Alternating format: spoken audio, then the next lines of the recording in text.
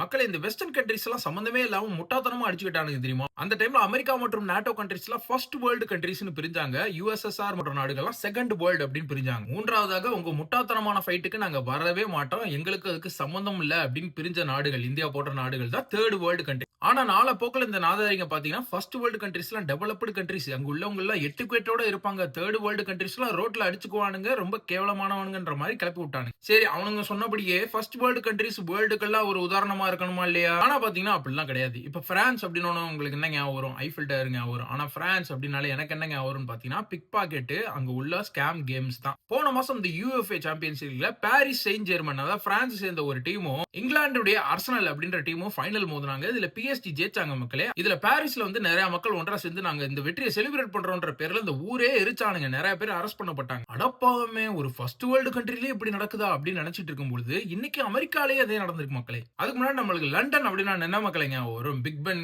London எல்லாம் ஞாபகம் வரும். ஆனா உண்மையிலேயே வந்து ஊர்லயே கத்தி குத்துக்கு பேர் போனவன் வந்து லண்டன்காரன் தான். நேத்து கூட பாத்தீங்கன்னா ஒரு இந்தியாக்காரனை வந்து கத்தியில குத்தி கொண்டு இருக்கானுங்க. சரி coming back to the real first world country America பத்தி பார்க்கும் பொழுது இந்த வாட்டி வேர்ல்டு கப் எங்க நடக்குது அப்படின்னு பாத்தீங்கன்னா அமெரிக்கால நடக்குது. ஏன் அப்படின்னா வந்து சொல்லவே தேவையில்ல, ஃபர்ஸ்ட் வேர்ல்டு கண்ட்ரி இல்லையா, அதனால அங்க நடத்துறாங்க. சோ அப்படிப்பட்ட ஃபர்ஸ்ட் வேர்ல்டு கண்ட்ரில வந்து பிரேசில் மொராக்கோ மேட்ச் நடந்திருக்கு. அதை பார்த்துட்டு இந்த ஃபேன்ஸ்லாம் வந்து ஒரு ஸ்கூல் பஸ்ல வந்துட்டு இருந்திருக்காங்க. நேற்று அதே நேரம் நியூயார்க் நிக்ஸும் சான் ஆண்டனியோ ஸ்பர்ஸும் வந்து NBA சாம்பியன்ஷிப் ஃபைனல் ஆடி இருக்காங்க. இதுல நியூயார்க் நிக்ஸ் பாத்தீங்கன்னா 53 வருஷம் கழிச்சு சாம்பியன்ஷிப் ஜெயிச்சிருக்காங்க. சோ இந்த செலிப்ரேஷனும் வந்து பயங்கரமா போயிட்டு இருந்திருக்கு அந்த ஊர்ல. அது பாத்தீங்கன்னா வந்து அப்படியே லேட் நைட் வரைக்கும் போய் ஒரு 2 மணி வாக்குல வந்து இவங்க பஸ் வரும்போது அந்த 5 ஸ்கூல் பஸ்ஸையுமே கொளுத்தி ஒருத்தவங்க துப்பாக்கியில சுட்டானுங்க. உலகத்துக்கே வந்து ஒரு பெரிய நாடு தலைவன் அப்படின்னு சொல்லப்படுற அமெரிக்காலேயே அவங்களுடைய பெரிய சிட்டியான நியூயார்க்கே இவங்களால கட்டுப்படுத்த முடியல. இவங்க பாத்தீங்கன்னா இந்த வெஸ்டர்ன் கண்ட்ரீஸ்ல ரொம்ப பிரிவிலேஜ்டா உட்கார்ந்துகிட்டு இந்தியாவா அங்க மக்கள் வந்து ரொம்ப மோசமா இருப்பாங்களப்பா அப்படின்றாங்க. வெஸ்டர்ன் கண்ட்ரீஸை விட ரொம்ப மோசமானவங்க பாத்தீங்கன்னா இந்த வெஸ்டர்ன் மீடியா தான். உதாரணத்துக்கு இந்த யுஎஸ்ஏ கன் ஆர்கைவ் அப்படின்னு ஒரு வெப்சைட்டுக்குள்ள போய் பாத்தீங்கன்னு வச்சுக்கோங்க, டெய்லி ஒருத்தன் ஒரு 10 பேரை சுட்டிருப்பான். ஆனா வந்து